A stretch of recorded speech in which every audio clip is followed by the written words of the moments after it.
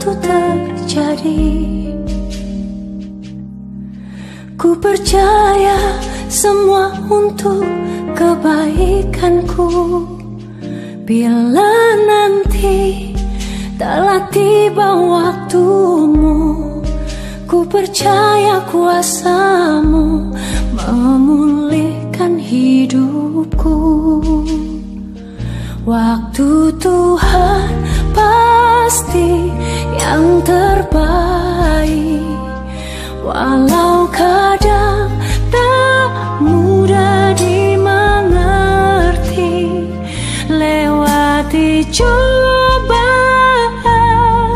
ku tetap percaya waktu Tuhan pasti yang terbaik. Selamat datang anak-anak kami sekalian. Selamat beribadah kembali, ibadah online siswa kita, anak kami TK, SD, dan SMP. Nah, sebelum kita mendengar firman Tuhan, kita berdoa. Mari kita berdoa. Tuhan, terima kasih buat kebaikan Tuhan, pertolongan Tuhan dalam setiap kehidupan kami. Sebentar Tuhan, kami akan mendengar firman-Mu, dan kami bersyukur kami tadi sudah memuji nama Tuhan lewat lagu pujian. Tuhanlah sumber pertolongan kami, Tuhan tempat mengadu dalam hidup kami. Tuhan adalah penguat dalam hidup kami. Tuhan adalah kekuatan yang sanggup memberikan kami kekuatan menghadapi setiap masalah dalam hidup kami. Tuhan, kami mau belajar firman-Mu, ajari setiap kami, hamba-Mu yang menyampaikannya, dan anak didik kami dari TK sampai SMP yang mendengarkannya. Berikan kepintaran, pengetahuan yang luar biasa.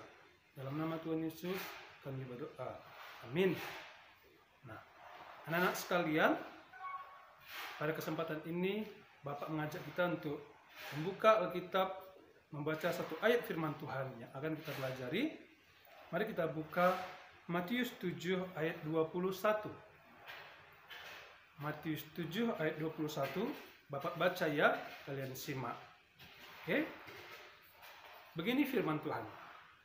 Bukan setiap orang yang berseru kepadaku, Tuhan, Tuhan, akan masuk ke dalam kerajaan surga, melainkan dia yang melakukan kehendak Bapakku yang di surga.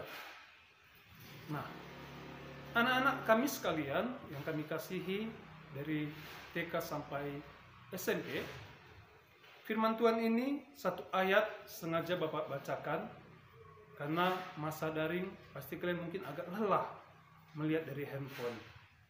Jadi Bapak akan jelaskan sedikit menjadi kekuatan bagi setiap kita, ada pelajarannya yang berharga.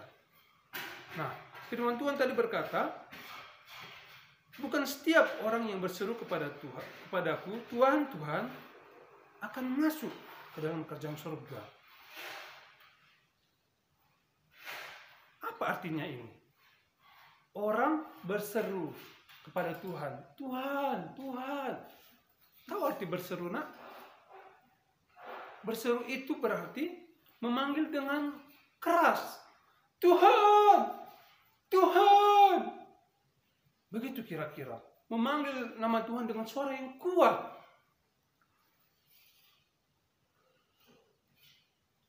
Dengan kata lain, apa ini? Bisa saja ya, orang memanggil nama Tuhan bisa di gereja, bisa di sekolah, atau dimanapun. Tapi ada satu yang aneh. Apa itu? Kata Tuhan tadi, itu tidak akan menjadi jaminan bahwa mereka akan masuk ke dalam kerajaan surga. Ada yang aneh kan? Orang yang memanggil nama Tuhan belum tentu masuk ke dalam kerajaan surga. Kerajaan surga itu adalah tempat di mana Tuhan membawa orang-orang yang taat kepadanya. Di mana Tuhan berkenan duduk bersama orang-orang yang melakukan kehendak Tuhan. Berarti anak-anak, di sini ada sesuatu yang aneh yang harus kita cermati, kita belajar. Nah, berarti nggak cukup dong, nggak cukup kalau kita memanggil nama Tuhan, sekalipun itu dengan kuat, itu belum tentu jaminan kita anak yang baik. Kenapa? Ini salah satu jawabannya. Hatinya tetap jauh dari Tuhan. Memanggil nama Tuhan, baik itu di gereja, baik itu juga memuji nama Tuhan, belum tentu jaminan seseorang itu baik. Ini sangat menyedihkan anak-anak kami sekalian. Kenapa? Kalau kalian nanti lihat lanjutan ayat itu, ternyata Tuhan menolak orang yang begitu karena hati mereka jahat. Mereka tetap melakukan apa yang jahat. Ini alasannya Tuhan menolak. Mereka tetap berbuat jahat. Bapak kasih tanda silang 3. Berarti ini adalah hal yang harus kita jauhi dalam hidup kita. Buang semua yang jahat dalam hidup kita, anak-anak kami. Mulai dari anak kecil sampai SMP, semua yang jahat harus kita berjuang membuangnya dalam hidup kita. Karena Tuhan membenci hal itu. Ya, jadi anak-anak, jangan mengira seorang itu baik kalau dia sudah lagu nyanyi gereja, ya. Itu nanti sia-sia kalau kita enggak melakukan apa yang baik yang diperintahkan oleh Tuhan. Sia-sia anak-anak kami kita nyanyi lagu gereja, ibadah online, ataupun ibadah di sekolah, termasuk membaca Alkitab, kalau itu hanya main-main. Kalau itu tidak sungguh-sungguh, haruslah kita lakukan apa yang dikehendaki oleh Tuhan. Artinya apa yang disenangi oleh Tuhan. Sama seperti kita melakukan apa yang disenangi oleh mama dan bapak kita, kakak dan abang kita, pasti mereka memberikan sesuatu penghargaan kepada kita.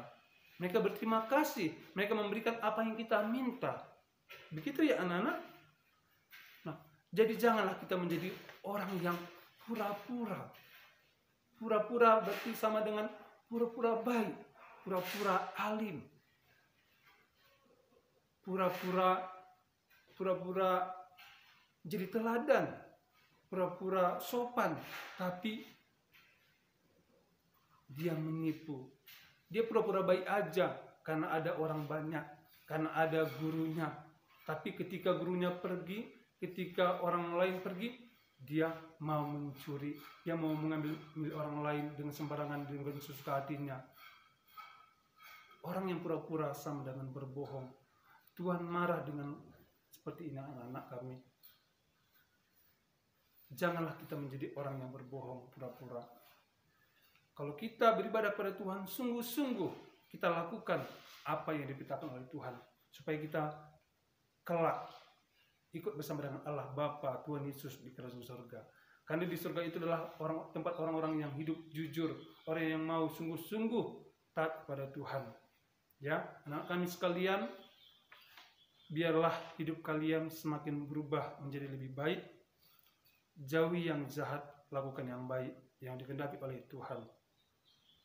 Jangan kita menjadi orang yang pura-pura, tapi menjadi orang yang asli, orang yang sungguh-sungguh, betul-betul jujur taat kepada Tuhan. Maka Tuhan akan memberkati kita sekalian.